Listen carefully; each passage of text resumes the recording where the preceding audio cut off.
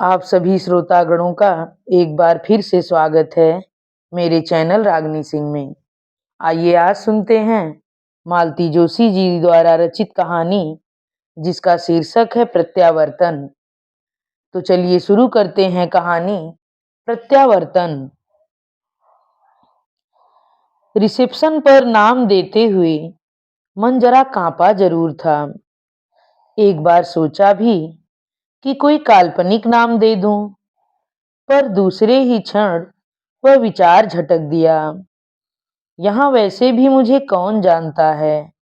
यह सोचकर मैंने मन को मजबूती से थाम लिया और अपना नाम लिखवा दिया।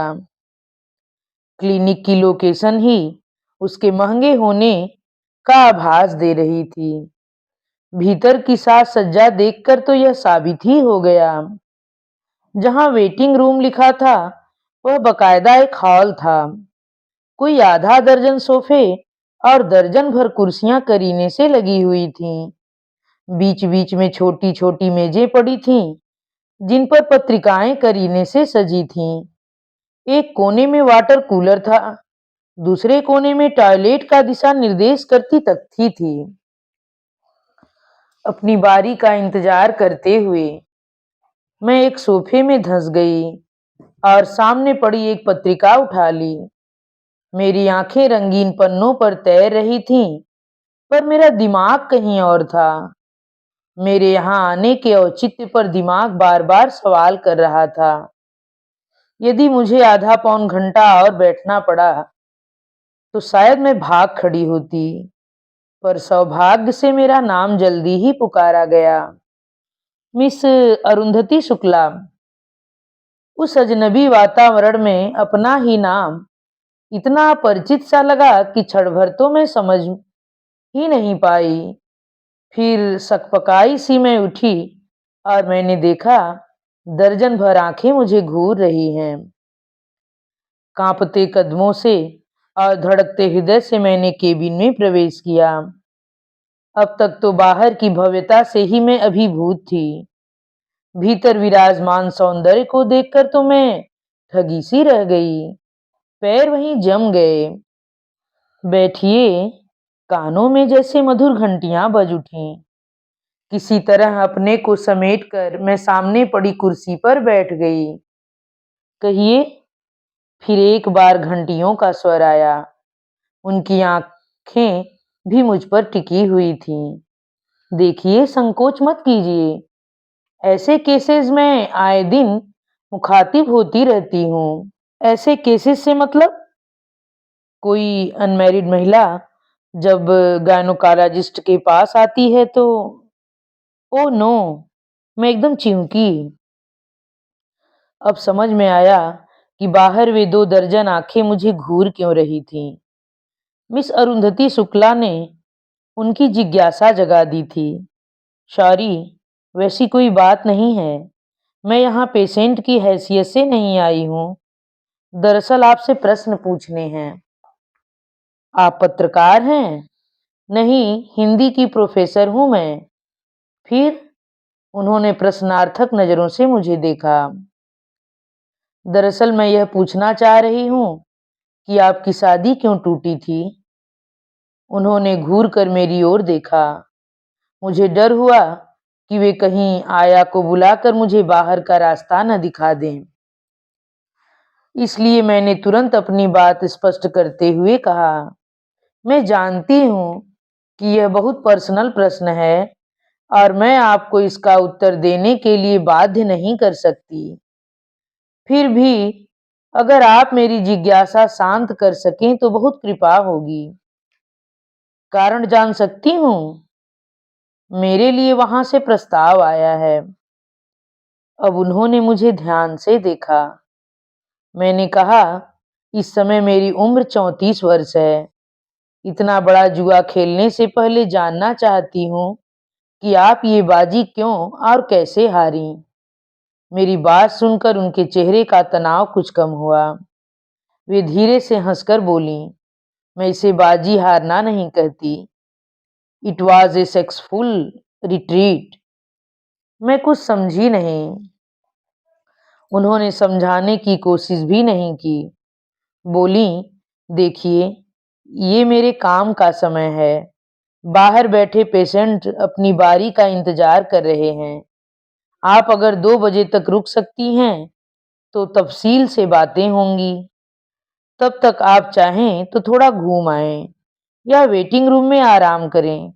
हम लोग ठीक 2 बजे मिलते हैं। वहां बैठकर फिल्मी मैगजीन्स पढ़ने की अपेक्षा मैंने शहर का एक चक्कर लगाना मुनासिब समझा। पौने 2 बजे मैं क्लिनिक पर लौट आई। ठीक 2 बजे वे अपने केबिन से बाहर आईं।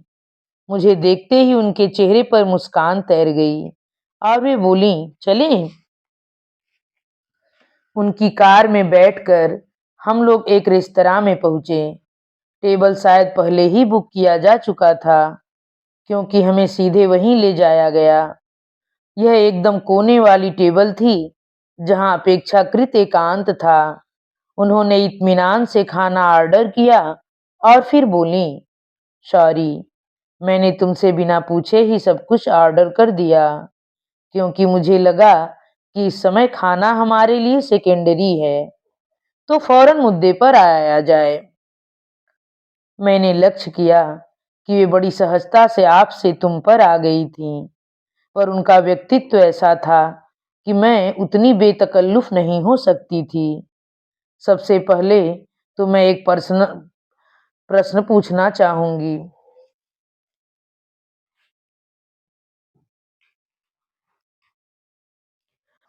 इतने वर्षों तक तुम अनब्याही कैसे रह गईं?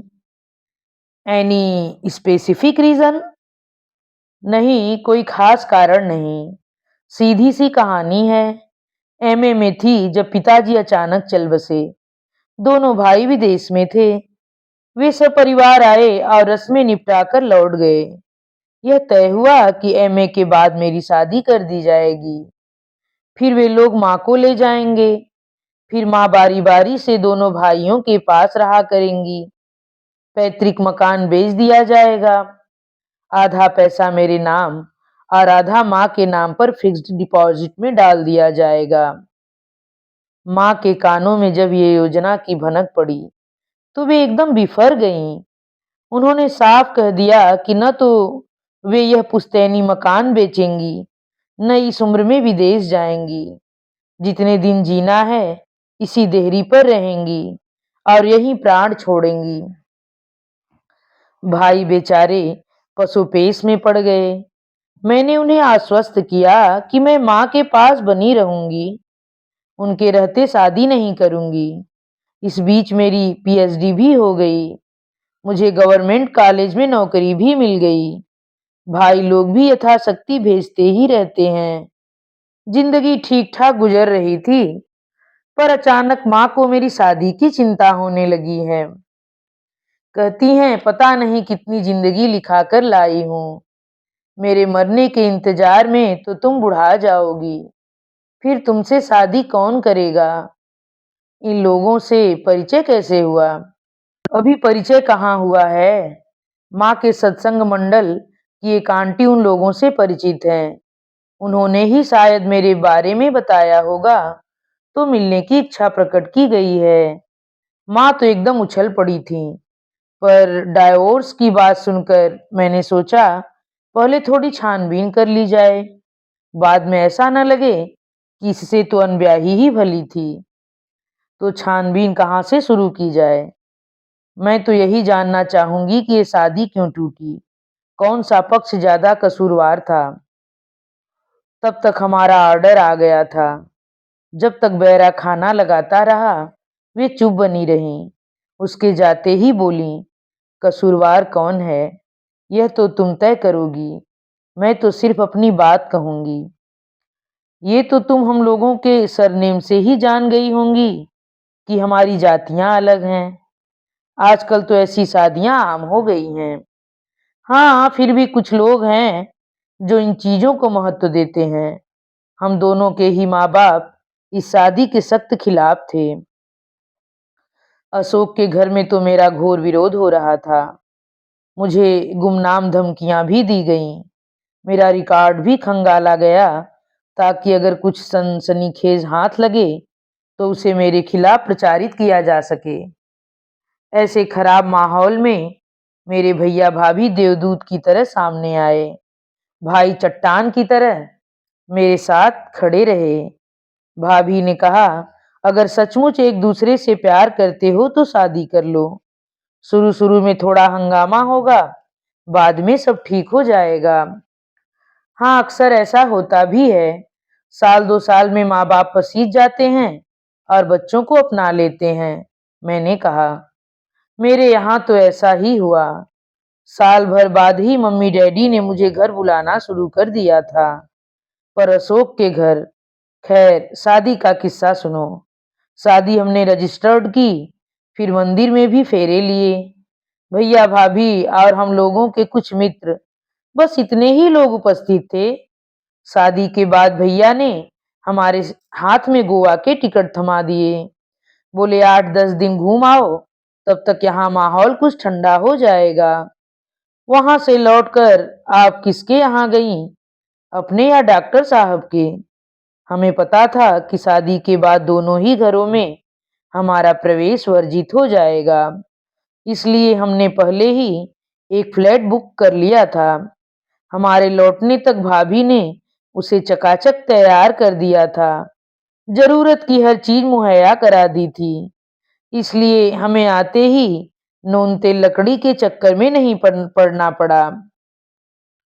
हनीमून का हंग आफ्टर हम अच्छे से एंजॉय कर सके।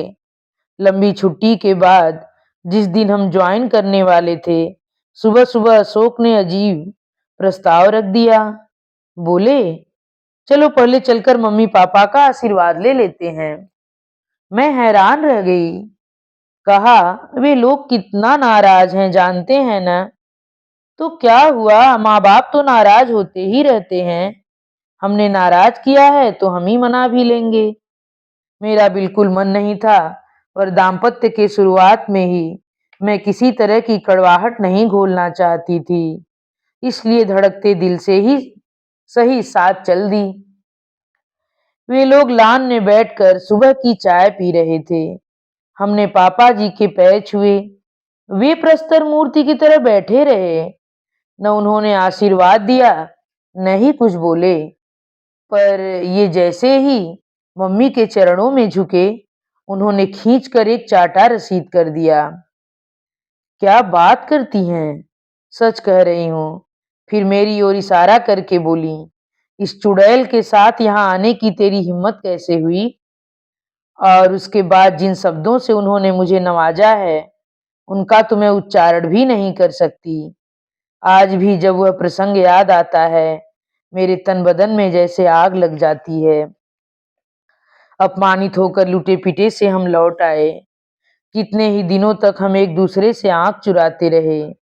अपमान का दंश इतना तीखा था कि हमें सामान्य होने में एक अरसा लगा। तुम बोर तो नहीं हो रही हो ना? अनुराधा जी ने पूछा। नहीं, बल्कि मुझे तो संकोच हो रहा है कि ये दुखद प्रसंग आपको फिर से याद दिला रही हूँ। याद तो उनकी दिलाई जाती है जो बातें हम भूल जाते हैं। ये प्रसंग तो मेरे मन पर इतने गहरे अंकित हो गए हैं कि भूलने का सवाल ही नहीं उठता।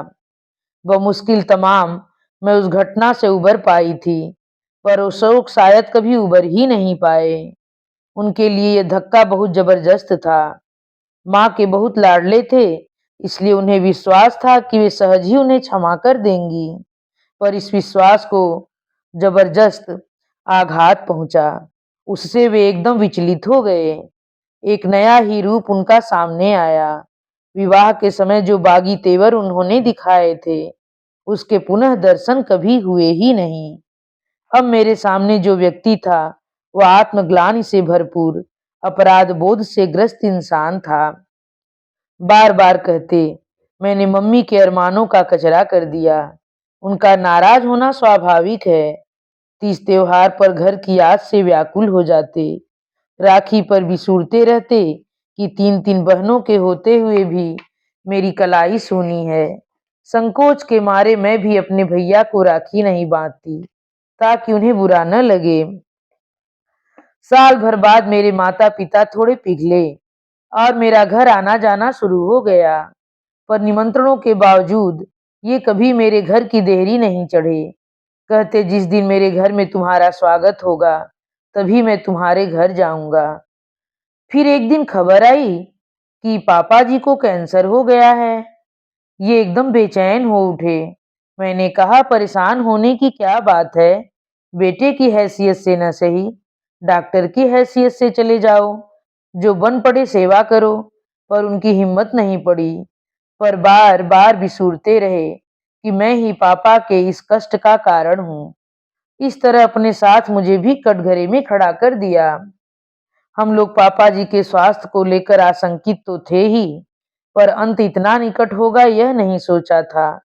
एक दिन मम्मी जी का फोन आ ही गया कि वे अंतिम सांसें गिन रहे हैं और तुम्हें देखना चाहते हैं। मैंने कहा अब तो कोई दुविधा ही नहीं है, फौरन चले जाओ। क्यों, तुम नहीं चलोगी? मैं? मेरे लिए तो बुलावा नहीं आया है। वे एकदम झल्ला पड़े। तुम्हारे लिए क्या अलग से निमंत्रण पत्र छपवाना पड़ेगा? उस घर में मेरा जैसा स्वागत हुआ था याद है ना? हम लोग घर नहीं अस्पताल जा रहे हैं। और क्या ऐसे समय भी तुम अपना मान सम्मान भूल नहीं सकती?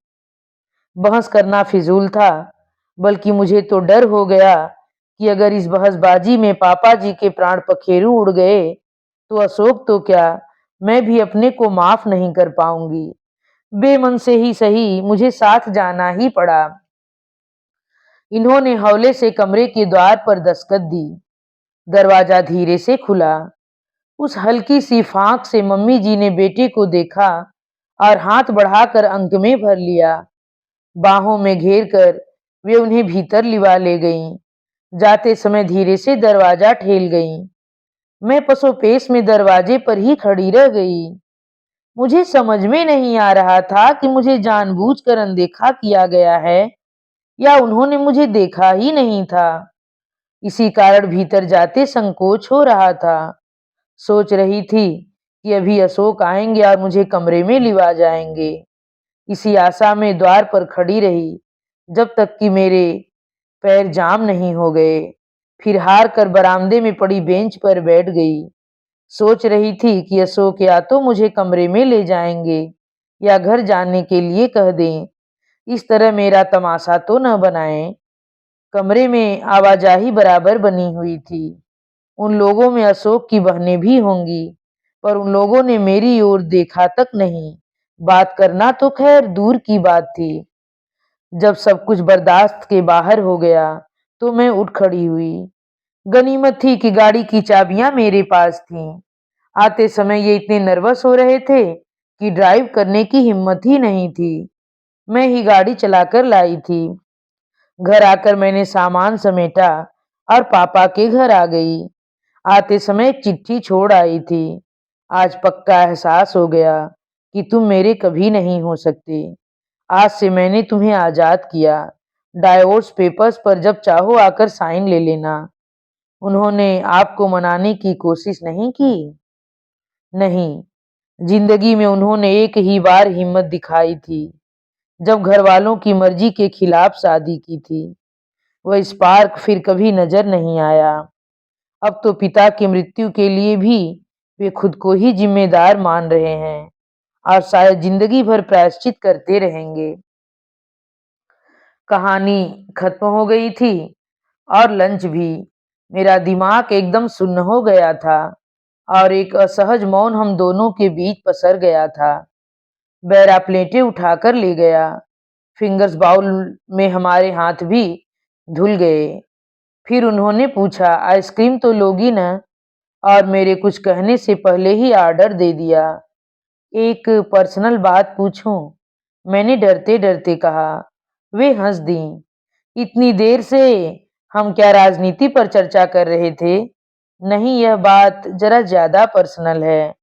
आप लोगों की शादी कोई 3 साढ़े 3 साल तो चली होगी। 38 months टू बी प्रिसाइज। तो आप लोगों ने बेबी के लिए नहीं सोचा? नहीं, हम लोग ठीक से सेटल नहीं हो पा रहे थे, मेंटली भी और प्रोफेशनली भी। इसलिए बच्चे की प्लानिंग चलती ही रही। अब सोचती हूँ यह एक तरह से अच्छा ही हुआ। बच्चा होता तो इतनी आसानी से सब कुछ छोड़ नहीं पाती शायद। It was a blessing in disguise. मेरे मन में बड़ी दुविधा है। आपका तो प्रेम विवाह था, फिर भी नहीं चला। यहाँ तो प्रेम व्रेम का कोई चक्कर ही नहीं है। मैं आपकी तरह सुंदर भी नहीं हूँ, कैसे निभेगी? खूब निभेगी निभेगी। तुम्हारे पास 2 प्लस पॉइंट हैं। एक तो तुम उनकी सजाती हो, दूसरे थ्रू प्रॉपर चैनल गृह प्रवेश करोगी। एक बात और, डॉक्टर लोग अक्सर जीवन साथी के रूप में डॉक्टर ही चुनते हैं।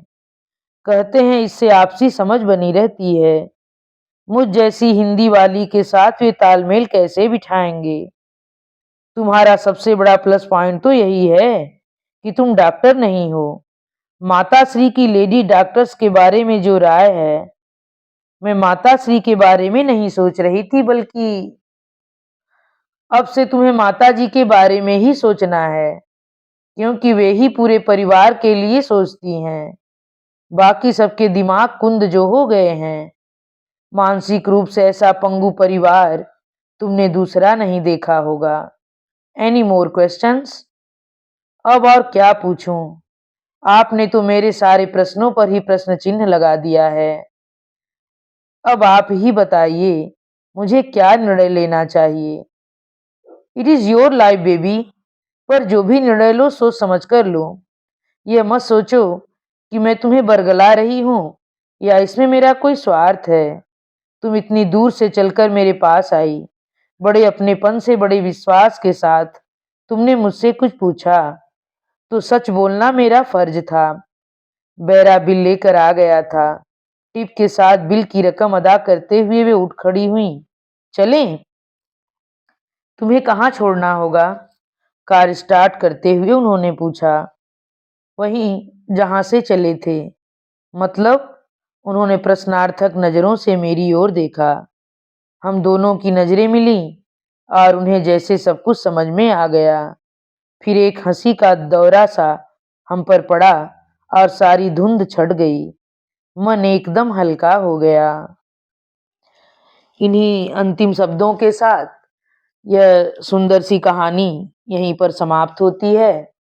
आप सभी श्रोतागणों से मेरा एक बार फिर से विनम्र अनुरोध है कि अगर मेरे द्वारा बोली जाने वाली यह कहानी आप लोगों को पसंद आए तो कृपया मेरे चैनल को सब्सक्राइब, वीडियो को लाइक और कमेंट करके अपने सुझाव जरूर दीजिए। धन्यवाद।